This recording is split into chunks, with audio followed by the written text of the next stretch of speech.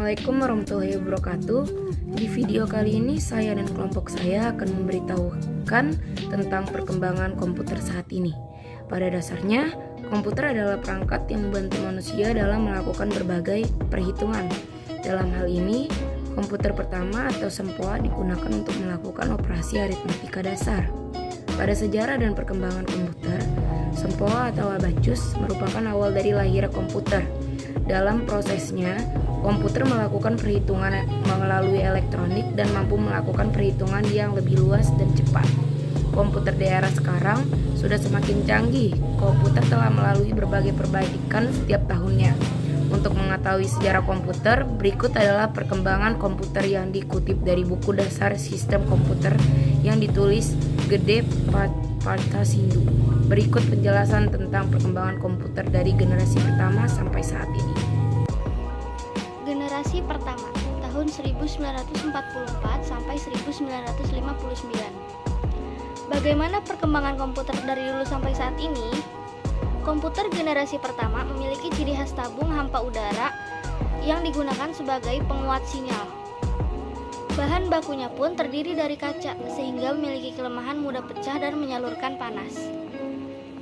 Panas tersebut tentunya harus dinetralisir dengan komponen lain yang berfungsi sebagai pendingin. Dengan adanya komponen tambahan, akhirnya komputer menjadi besar, berat, dan mahal. Pada tahun 1946, komputer elektronik pertama selesai dibuat dan diberi nama ENIAC. Pada komputer tersebut terdapat 18.800 tabung hampa udara dan memiliki berat 30 ton. Komputer ENIAC memiliki panjang 30 meter dan tinggi 2,4 meter. Komputer pertama ini membutuhkan daya listrik 174 kW. Ciri-ciri komputer generasi pertama yaitu: yang pertama, menggunakan tabung hampa. Yang kedua, memiliki ukuran yang besar dan berat. Yang ketiga, menggunakan simpanan luar, magnetic tape, dan magnetic disk. Yang keempat, prosesnya kurang cepat atau bisa disebut relatif lambat. Yang kelima, memori berkemampuan kecil. Yang keenam, membutuhkan daya listrik yang sangat besar. Yang ketujuh, menggunakan bahasa mesin assembly. Yang terakhir, berorientasi untuk pemakaian di bidang bisnis. 2. Komputer generasi kedua tahun 1960 sampai 1964. Transistor merupakan ciri khas untuk komputer generasi kedua. Bahan bakunya terdiri dari 3 lapis, yaitu basic, collector, dan emitter. Transistor merupakan singkatan dari transfer resistor. Fungsi komputer ini adalah menjadi penguat sinyal. Dibandingkan dengan vacuum tube, transistor memiliki banyak keunggulan. Di antaranya adalah tidak mudah pecah dan menyalurkan panas. Dengan kemampuan tersebut, komputer menjadi lebih kecil dan murah. Pada 1960-an, perusahaan teknologi International Business Machines atau disingkat dengan IBM memperkenalkan komputer yang memanfaatkan kekuatan transistor bernama IBM 7090. Komputer ini dirancang khusus untuk menyelesaikan segala pekerjaan yang bersifat ilmiah atau komersial. Ciri-ciri komputer generasi kedua yaitu: 1. Menggunakan transistor dan dioda untuk menggantikan vacuum tube. 2. Sudah menggunakan operasi bahasa pemrograman Fortran dan Java. 3. Memiliki kemampuan melakukan real-time dan time steering. 4. Mampu memproses jutaan operasi per detik. 5. Membutuhkan sedikit lebih daya listrik.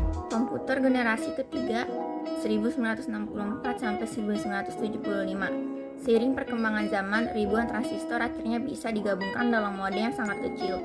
Mode tersebut berukuran milimeter dan disebut sebagai integrated circuit atau IC. Komponen IC berbentuk hybrid integrated circuit, yaitu transistor dan dioda yang diletakkan secara terpisah dalam suatu tempat. Selain itu ada juga monolitik sistem teknologi, yang merupakan elemen-elemen sirkuit yang diletakkan dalam satu chip. Contoh komputer generasi ketiga adalah PDC 808 yang memiliki memori 4KB dan 8 bit untuk core memory. Ciri-ciri komputer generasi ketiga yaitu 1. 10.000 kali lebih cepat dari komputer generasi pertama. 2.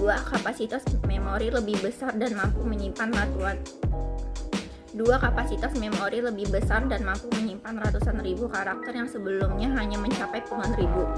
3. Mampu melakukan multiprocessing, yaitu dapat memperoleh sejumlah data dari sumber yang berbeda pada waktu yang bersamaan. 4. Mampu terhubung dengan komputer lainnya. Komputer generasi keempat.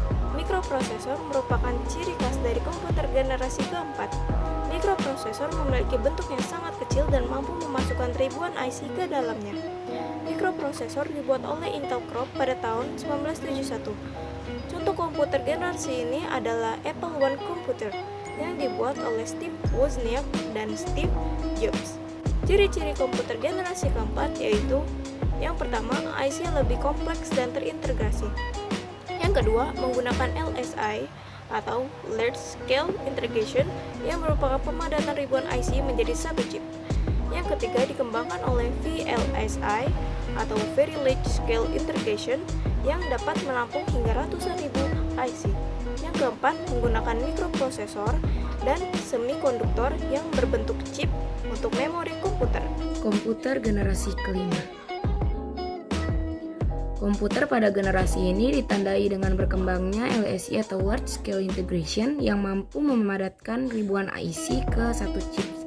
Prosesor 8088 atau 8066 dengan 16 bit menjadi standar komputer generasi kelima. Seiring berjalannya waktu, muncul Pentium 4 buatan Intel yang memiliki kecepatan 2 GHz. Gambar-gambar yang ditampilkan menjadi lebih halus dan tajam.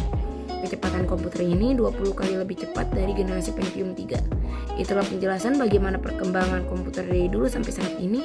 Saat ini komputer terus mengalami perkembangan dan terus diperbarui dengan teknologi yang lebih canggih. Sekian penjelasan yang disampaikan oleh kelompok saya. Kurang lebihnya mohon maaf. Wassalamualaikum warahmatullahi wabarakatuh.